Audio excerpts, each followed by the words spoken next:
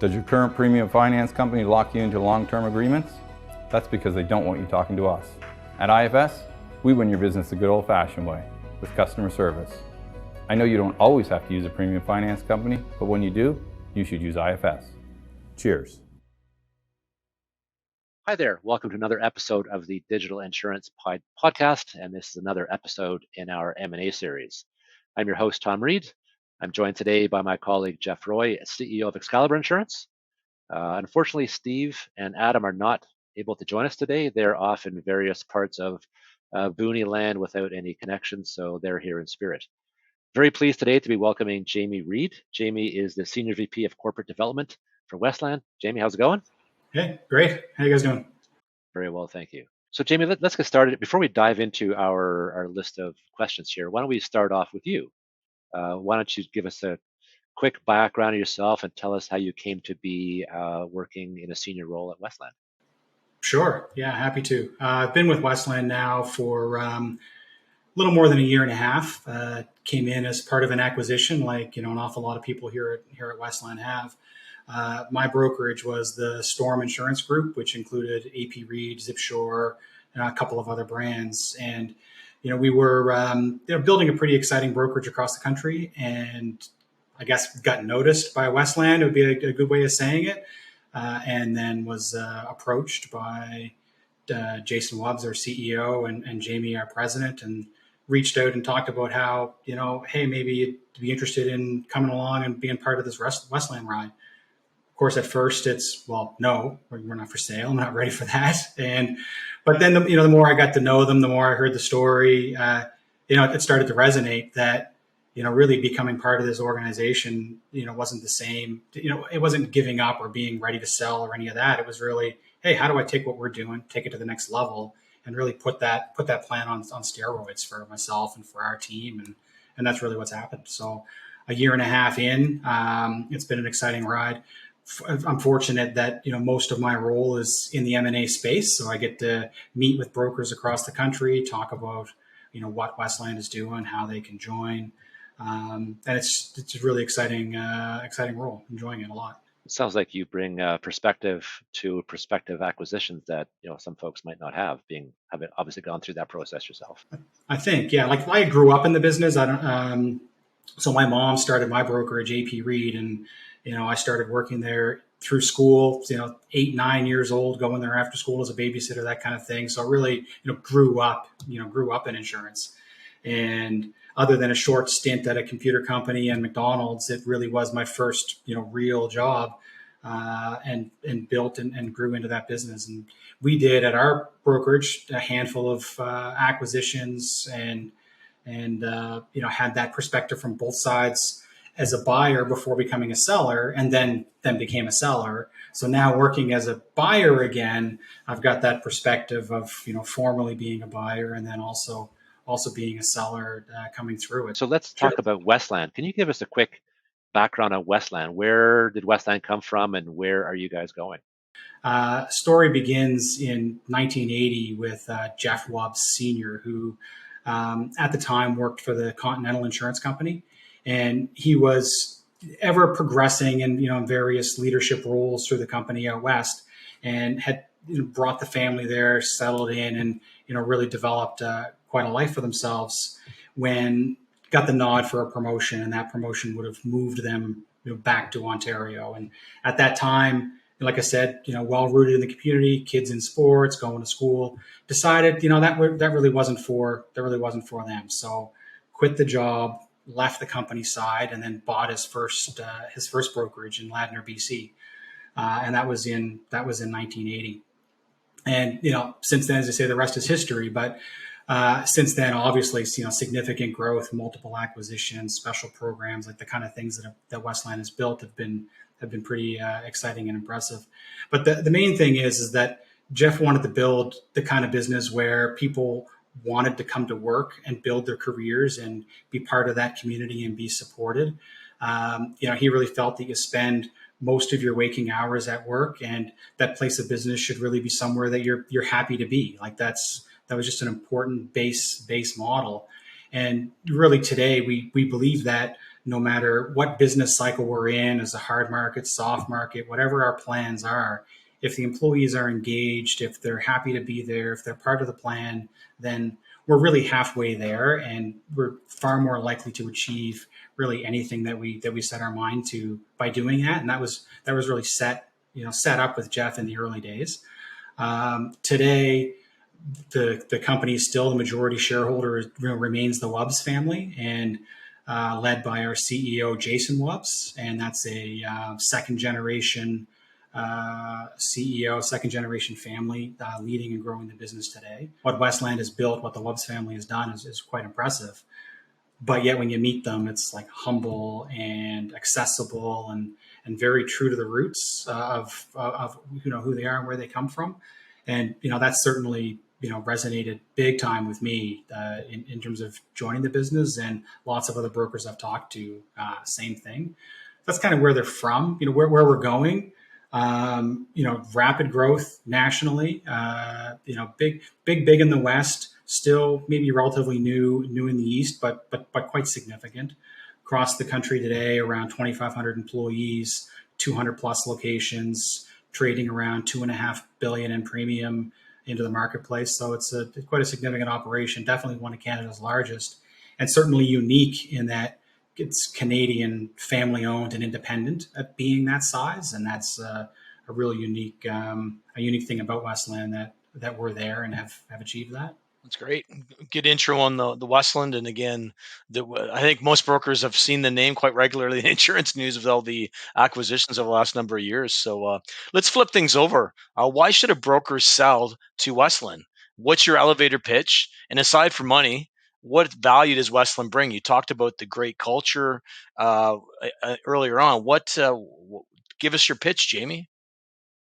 Well, you get to work with me. That's part of it, right? So that's a good part of the pitch. But and maybe that's worked once or twice, probably not. But really, the money is important, of course. So I know you said other than money, but it's hard to discount that it's important. But without talking about the valuation of money, there's also the certainty of money, which is good. So like anybody can put a number on a piece of paper, but one of the reasons to work with Westland, one of the things we care very deeply about and work really hard on is deal certainty. And we want to know that we've got a good vendor friendly process, so that, whoever's selling their brokerage, we want to know that you're comfortable with the process, you can work through it. And when we say something, we mean it. So it's upfront and fair and clear. Like there's, our offers are a couple pages long, not 50 pages long, we try to get it out there and spell out what's important. So that's still kind of related to the money, in that the certainty is there and so on. We can talk about the capabilities of the business, and I could throw up a dozen spreadsheets or a bunch of PowerPoints about the markets that we have and capabilities and all of that, and we could really go down that road. And anytime happy to, but just suffice it to say that that the trading partners we have are extremely supportive of what we do. We're able to bring an awful lot to the brokerages, the employees, the customers that take part. And for me, I worded it that Westland is real. Like it feels real. The people are real. The story is real. They're real brokers. The senior management, the owners, the family, the relationships, the plan. It's like a real broker, like what I was building, like what you're building, Jeff. Like people we know what they're doing, and that was really important to me. And then the mission of becoming Canada's favorite insurance brokerage, that mission to be a truly national Canadian business from coast to coast, all lines of business, communities, far and wide, to be part of that build, to be part of that story, that's pretty friggin' cool, right? To be able to dive in and put your hands on that and say, yeah, I put my stamp on that story. This is who we are. What I built on the way in is part of that legacy, and now I'm continuing to do that. That's pretty exciting. It's not just selling a business, getting the best money you can, and walking away, but it's pulling, moving into that or building into that story, along with what you've been doing as your legacy, and then what you could do after the fact. If you decided to sell, what you could do after the fact with that. So Jamie, you likely have a list of candidates you're talking to or want to talk to. And is there a way you can describe who your target acquisition partner is? Is it a certain size, geography? What's the ideal candidate look like to you? Yeah, I wish it was that easy. But I could write up a simple definition of, hey, here's a broker in a box, and this is what we'd like to buy, and you know what, they're super profitable and they're growing, and they, yeah, all of course, right, obviously, but it's not that simple. Like, because we're building a very diverse brokerage across the country, that diversity is celebrated. So we're really looking for variety as much as we're looking for anything specific. So there's lots of opportunities for a purely personal lines brokerage that supports their community, rural area, whatever it is, to come in and be part of this story, or on the whole other end of the spectrum, large specialty commercial. The one thing I think they all have in common is focus on is culture. So, if you think about the breakdown of the business, they might all be different, but what we really want is a culture of exceptional customer service and culture of competitiveness and supporting communities, and that kind of thing. And when quality and experience and training, when that culture comes with a brokerage, then it ties in well with the Westland culture, and that's probably more important than size, or more important than geographic location or mix of business, where all of those other factors, there's room for them, as long as that culture fit is there, where we can find that meeting of the minds on how to grow a business together. We're the digital insurance client. Does a broker with strong digital strategy get a higher valuation in the Westland world? The way we look at it is when we're fortunate enough to look at an opportunity where that we have that strong digital strategy, or tools maybe that have been built, or whatever it is. We really look at how can we use it, to our advantage. So, for example, I know lots of brokers, lots of insurtechs who have some pretty exciting and successful strategies today, digital tools, stuff that they've built that they're running. And for Westland, definitely it's exciting. What we need to look at for valuation is how do we adapt it or build it into what we're doing? How scalable is it for the type of operation that we're running? Is there something there as a nugget that we can really grab onto and use for Westland strategy? And if so, then absolutely there's a lift there, especially if when we look at it, we see a way to work it. But what's even more so than the strategy itself, or the tool itself, or the program itself, is the people that built it.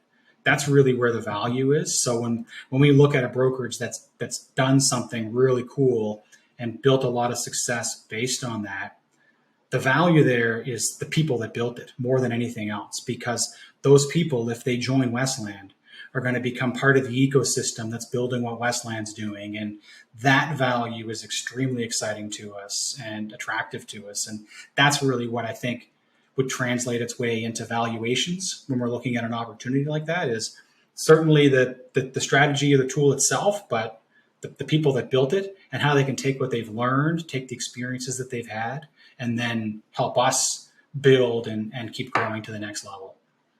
This may be a slam dunk question for you, seeing as you are a former owner and you have in fact stuck around. Is the Westland strategy in general to have the former owner stick around, or what's your thought process around that? Yeah, when that's part of an owner's plan, so when an owner wants to stick around, we're so fortunate and lucky to have it happen. We look at it as that's an amazing opportunity for us to tap into that knowledge base. Because just the experience collectively, you look across Westland, there's dozens of former owners that are occupying, various senior roles across the company, and what they bring to Westland is just amazing, right? That experience, that knowledge, the relationships with insurance companies, relationships with their key accounts and their staff, and all of that is amazing. So when we're fortunate enough to have that, we celebrate it, we're excited by it, and we promote it. But that's not to discount or in any way somebody who has built a business and they plan to sell it and retire. And that's great. Like if they've done that, kudos to them and congratulations to them. In those circumstances, if the remainder of the business fits with the culture and those kinds of things that we're looking, then we find a way to help them do that. Which is great. We enjoy retiring these former owners and watching them succeed in their goal every bit as much as we do, bringing former owners into the team to help us build. So that's exciting to be part of as well and help somebody do that. But yeah, absolutely. When somebody wants to stay and be part of that, we're building a major national organization, and that needs talent. Like we're hungry for talent, and good people are hard to find. So brokers are good people, and when they want to stay and be part of this, it's amazing for us. So we're all for it. The plan, now that you've bought all these brokerages, is it like a melting pot where you're trying to focus on just keeping the Westland name, or do the broker get to keep their original name? What's your strategy, or how is Westland handling that? At the end of the day, like we strongly believe in the strength and value of the Westland brand.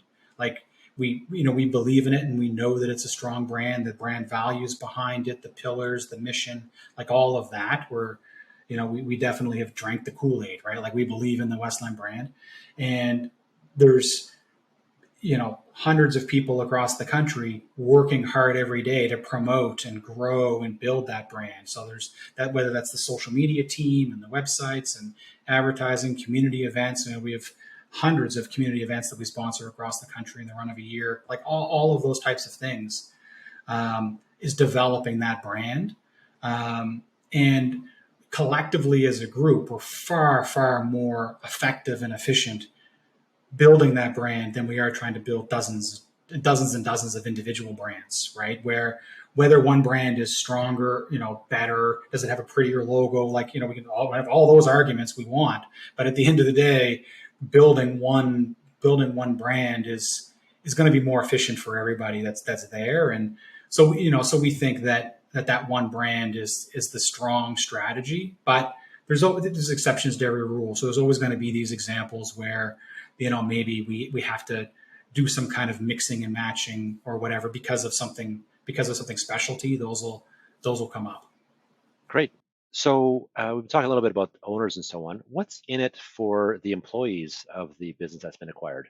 My goal, or what I would hope to see as part of the M&A team, and our Westland's goal is that when an employee hears that their brokerage is joining Westland, and that happens, we're on target maybe for 30 or so this year. So when that happens, and that employee hears that their brokerage is joining Westland, our hope is that all of those little fears or anxieties or whatever that we kind of expect probably happen, that instead they're excited by it. When I introduced it to my team, at first, obviously all of those, well, what does that mean for us? What's going to happen? Am I going to keep my job? And all those types of concerns that people have that are fully understandable, right? Especially when you see what happens in other industries with acquisitions.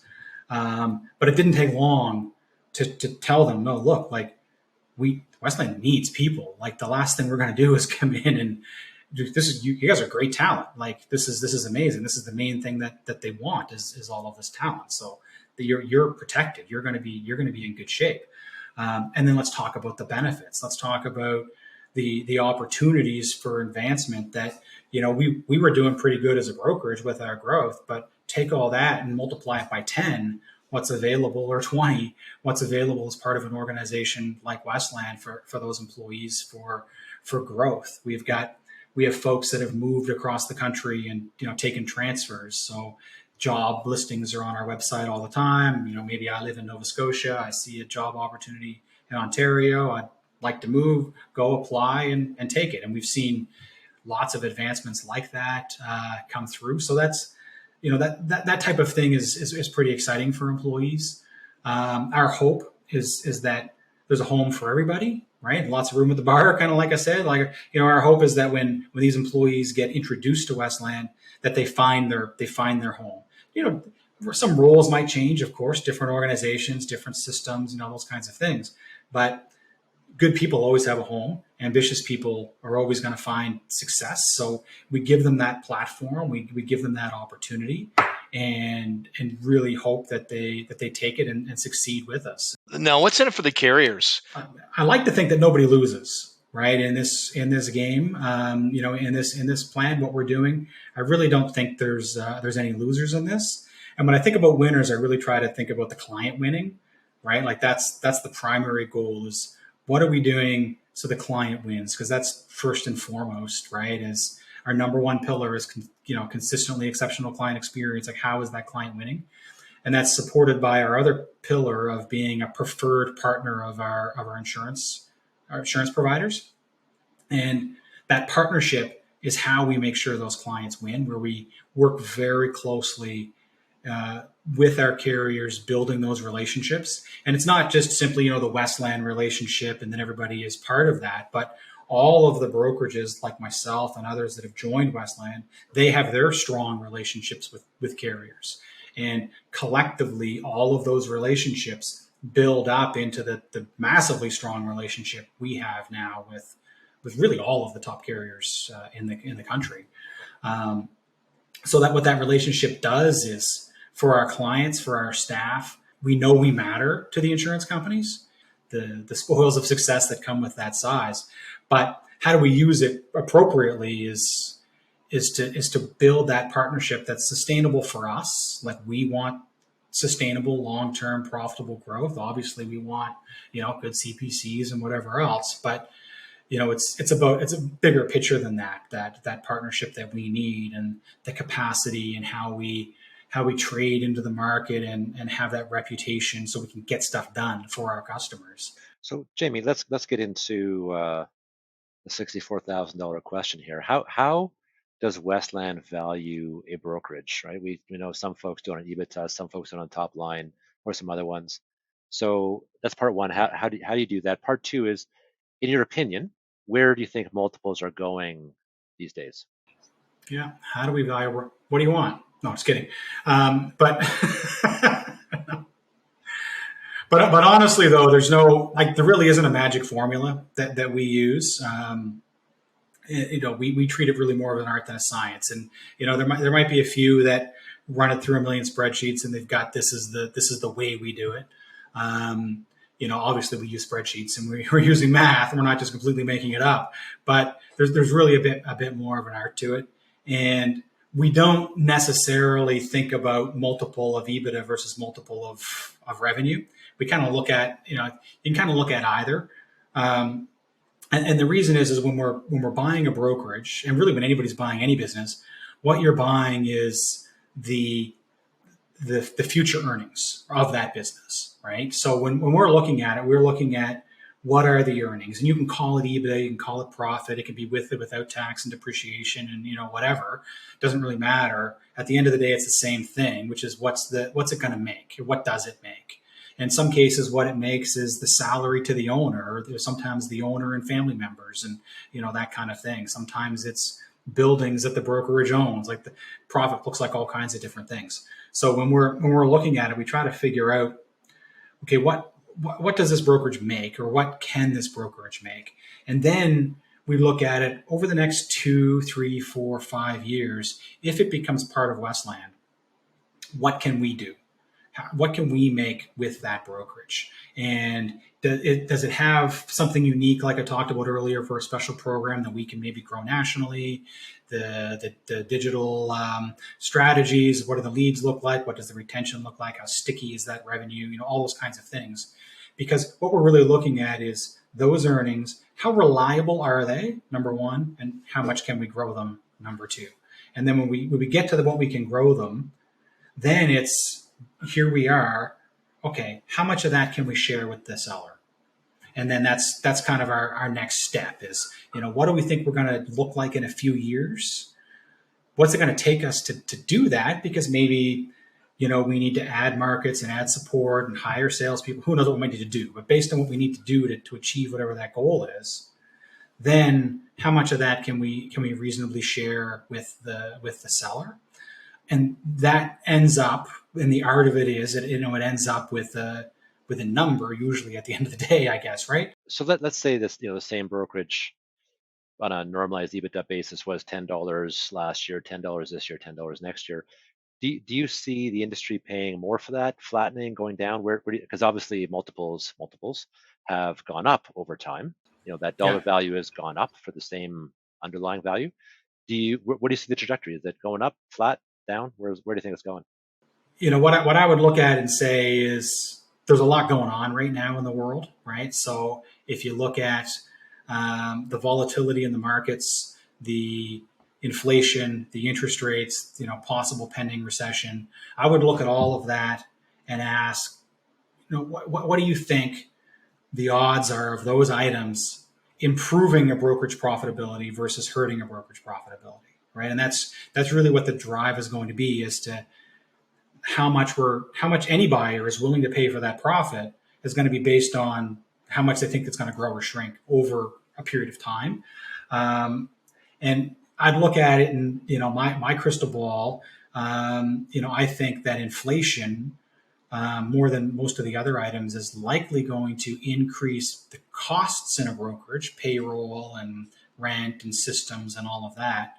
And it's likely going to increase loss ratios at a faster pace than insurers are able to increase premiums. Especially with the investment income likely rebound soon, and where they're making money on better bond portfolio, that kind of thing. So potentially a bit of a softening market kind of happening at one time while you've got increasing costs kind of at the other, and there could be a bit of a pivot there where brokerage profitability suffers. So if that's the if that's the thesis that brokerage profitability might have peaked or might go down, then I'd argue the multiple, whatever you're willing to pay for that profitability, likely also peaked because of that dip. And then brokers in 23, 24, 25 might not do as well as they've done in 22. Like that, it's a big might. But that's on a macro level. Like I could see that. I could also be completely wrong, and inflation all of a sudden we're right back down to 2 or 3%, and then there creates the quick recession and the interest rates go down and we're right back to where we were 2 years ago, right? So that that could happen as well. It's easy to look at it and say, yeah, the market's probably fully valued, right? Just to use some investment broker type terms, right? It's probably fully valued as a market, with a bunch of risks on the horizon, right? But I'm saying that as a guy that buys brokerages for a living, so of course. If I could summarize your comments there, it boils down to, you should sell me your business today, right now, and don't worry about 23, 24, 25. Yeah, exactly. Yeah. Yeah. What can brokers do to make their business worth more or valued more if they sell it? At the end of the day, absolutely, it's the earnings that you're selling. So profit is important. And I would say the biggest thing you could do is show that value. So whether that's growth or profit or a combination of both, but how do you show it? So when you're having a conversation with someone like me, like I'm helpful, and we'll look at the numbers and we'll work it out together. But come in prepared and know your value and help me understand your value, because then, my job is then take that and advocate and try to get you what we can, and try to make it happen. So there's that always age old question, volume versus profit or growth versus profit, right? And there's that push pull. Growth at the expense of profit, I wouldn't say increases value, because what happens is, typically when you see growth at the expense of profit, you wonder how sticky that growth is. So you're going to look at it and say, okay, great, I'm buying a bunch of growth, but the day after I buy it, they're all going to walk right back out the door. So that's going to be a bit of a drag, right? So there's that. Profit at the expense of growth is, so you've got very little growth, maybe you're shrinking, but you're extremely profitable. Then you're going to look at it and say, well, I'm buying an asset that's going to continue to depreciate, and maybe we're not providing good enough service for the customers. Maybe after we buy it, we're going to have to make massive investments on systems and staff and real estate and whatever else. So that isn't necessarily a good story by itself either. So the balance of both is nice when you've got you've got consistent growth, so you're getting whatever that is year over year over year, and it's nice and consistent. And then the profit is sticking with it is also consistently growing year over year. It's not extreme. If the EBITDA number is too high, then it's suspect. It's like, well, maybe you're just not serving the customers well enough. But if it's too low, then it's, well, how much are we going to have to change after the fact to try to make sure that we're making some money on it? So that nice balance of the two is very important. Obviously, when I say profit, I'm talking about operational profit, but CPCs aid that. So, a brokerage can earn no CPC, or they can earn 10, 15% of the revenue through CPC. That makes a big difference on the bottom line, and anywhere in that spread. So that can be a big part of it, that value is there. And for us looking at it, it's not just going to be the CPC as a number. It's part of it, but we're also going to look at it and say, well, how profitable are the insurer relationships? Are they good relationships that when this book becomes part of our book, are our companies going to celebrate it, or are they going to, maybe have some questions about it, and we might have to, work on the relationship. So that's seeing good CPCs and good numbers is not just about what it does to earnings. It's also what it does to the relationships with the carriers and how that helps our overall mission of being that preferred partner. But a big thing there, not to discount, because we're talking, it's not just spreadsheets, it's not just statements, it's people. And like I mentioned it earlier, that very good people are very hard to find. And we have a shrinking talent pool. We have retiring brokerage owners. We have, all kinds of things happening. We have retiring senior leaders. Carriers have folks that are leaving and retiring, and they have then gigantic black holes that need to find talent, and they pull it out of the broker pool, and all of that is happening. So a big part of this, the story, when you're putting together a story as to why your business is worth more, is the people as well. That's a huge part of the story. Who are your senior people? Who are you? Are you part of that story? All of that can do as much to improve the brokerage value as the numbers can, because the numbers we can work on, but the people are who's going to work on it. So let me dig into one specific aspect of valuation here, Jamie, talking about mix of business. So from the Westland perspective, is there any difference in valuation between a broker that might be heavy into commercial lines versus a broker who's heavy into personal lines? Yeah, and I wouldn't say purely on that pivot point alone that a personal lines broker could get just as much of a valuation as a commercial lines broker, or vice versa. I think typically commercial lines brokers would achieve higher valuations in the marketplace. That just seems to be the common, anecdotal, experience. But when you drill into it broker by broker, it's usually not as simple as commercial versus personal. It gets down more to the other things that we talked about, like sticky revenue and that kind of thing. Especially when there's something unique about the brokerage that they do. That's really where the valuations, kind of get a little stronger. Are there special programs or some unique capability or something exclusive that gives that broker a real strategic advantage? That revenue is that much more sticky, that much more reliable, and that much easier for an acquirer like us to grow and scale nationally.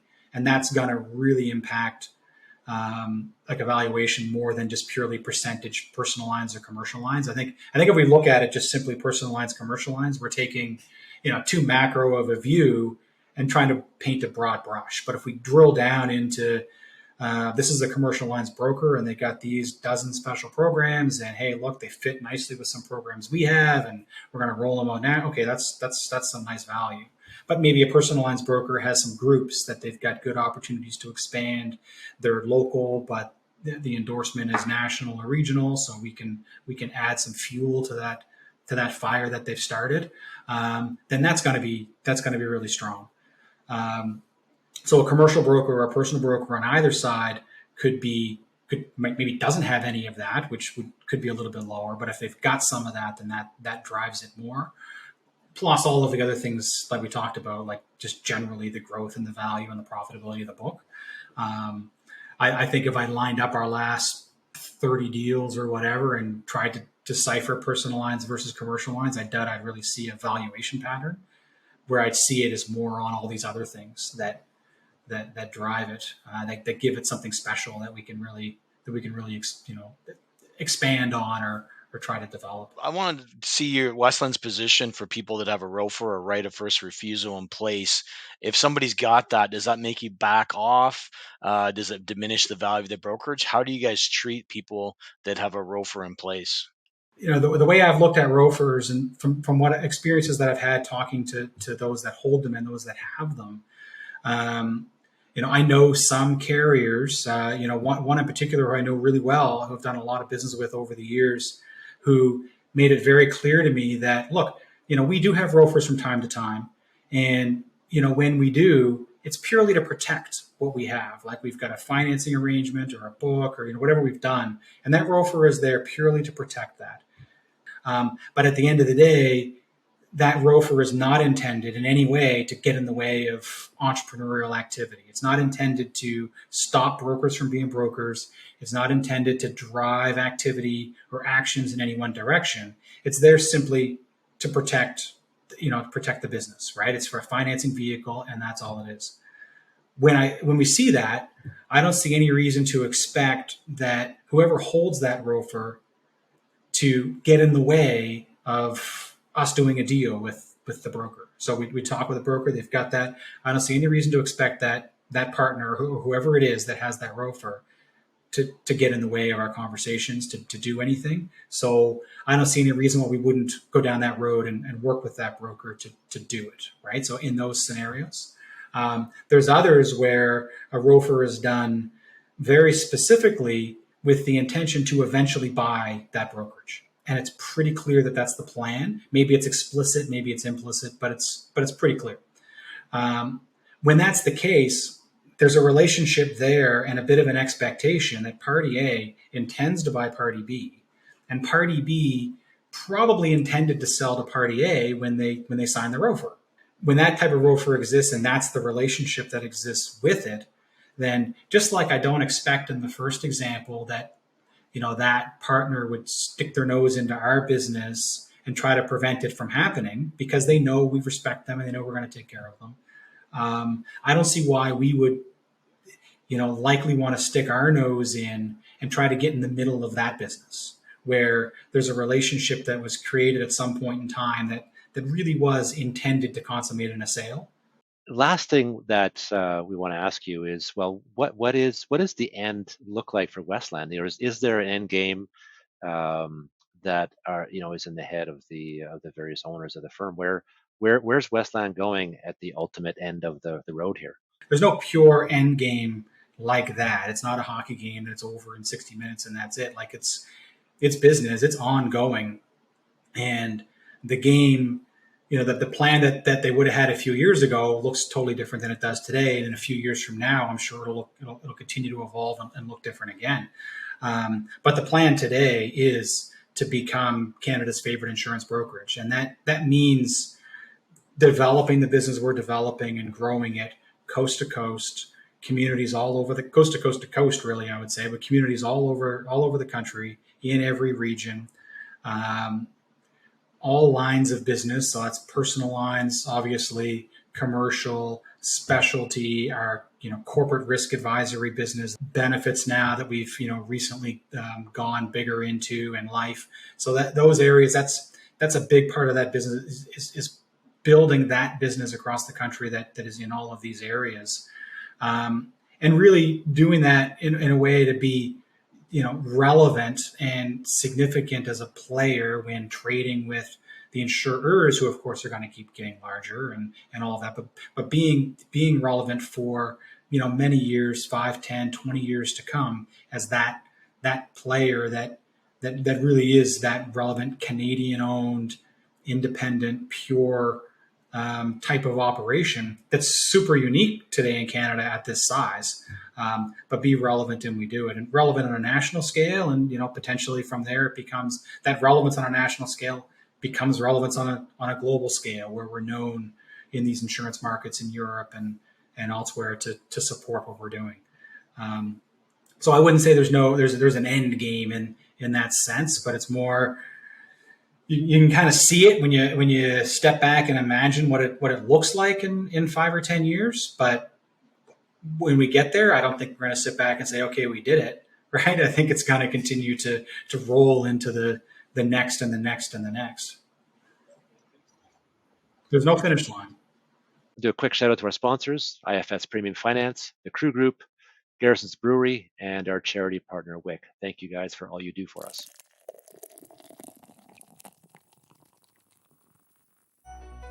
Is retention important to your brokerage? Of course it is. That's why at IFS, we have a cancellation prevention process. Want more details? Give us a call. I know you don't always use a premium finance company, but when you do, you should use IFS. Cheers.